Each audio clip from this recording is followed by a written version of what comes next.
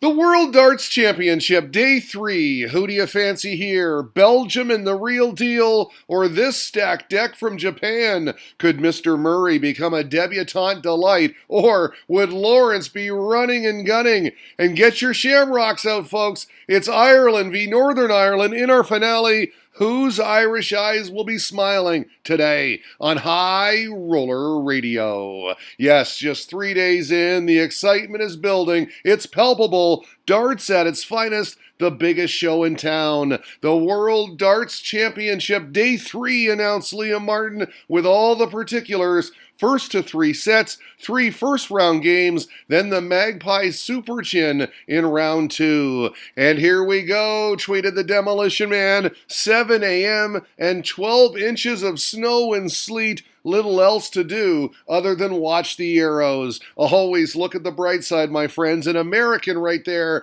passionate about the game. All right, let's play darts, shall we? We start with Toru Suzuki and Madars Razma. Japan, Latvia to get us going. And the better start for Suzuki. Razma was struggling, sluggish, and he took full advantage, went ahead 2-0. They weren't lighting the house on fire. In fact, Suzuki had 5-set darts in leg 4, couldn't find one, and Razma clawed it back to level. Then, in the decider, he got down first and came good on double 16, up 1-0, but not at his best. He stayed on stage during the interval for more practice as Suzuki walked off. A long, lonely walk, especially after wasting 5-set darts. Credit to him. He came back stronger in set 2, raced out in front 2-1, but again, Razma would fight back to force a 5th leg. The Latvian wasted chances. You see his reaction, but so did Suzuki again. And this right here is relief, folks. Razma up 2-0 at the commercials. It wasn't pretty. Raz is having issues with slow players, I think, tweeted Juanita McDade. Can't find his rhythm. Chalk it up as lucky then that he was playing someone else who couldn't find rhythm. No change in set 3. They won't be writing home about it. Razma wins, lives to fight another day. Straight sets. There's our next pairing. Edward Falks, the debutante with Japanese heritage, and Mike de Decker, the real deal, the Belgian, the favorite here. Now, I missed the first set, was walking my dog Sadie. She takes precedence, but there was an interesting moment. As Wilco explains, on 164, Falks went treble 20, double 12. That's 144. Did it in the final leg, replied Wim, but won it the visit after anyway. So, first set to Falks. I came back just in time to find this bullseye. That made it 2-1 in the second. We got the double barrel fist pump. He was fired up, and then he pinned double 10 for a 2-0 advantage. He was steamrolling. De Decker underestimating his opponent, said Juanita McDade, and perhaps he was. His frustration mounting too. This is a reaction at 2-2, set 3. He's like, what's happening here? Well, an upset was happening. This double 8 sealed it, a break of throw to win, and rightly so. He was on top of the world. Straight sets winner, handshakes for the Belgian, who really struggled here. Nerves got to him. I'm from Japan, Falk said, referring to just how unknown he is. I was nervous. I had to do my best, and that's all you can ask, right? That he did. The man from Japan, yes he can, tweeted M. Austin,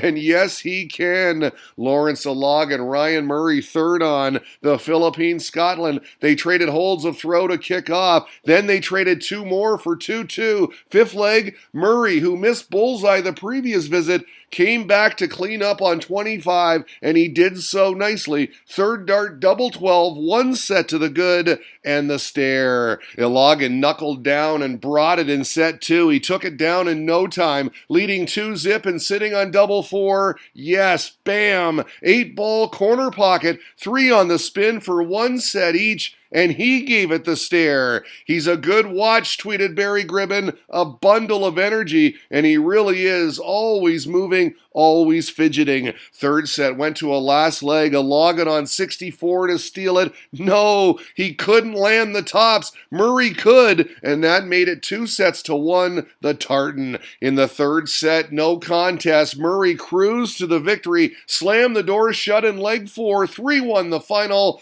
full respect from his opponent. They went back and forth, but the man they call Buzz Lightyear advances his prize, MVG next. This is for Ryan Murray, tweeted Charlie Gray, and yes, love it. There's a buzz about Muzz. Buzz Lightyear, baby. Johnny Cree chimed in. New flights, he said. And there they are. Buzz Lightyear branding at its finest. Awesome.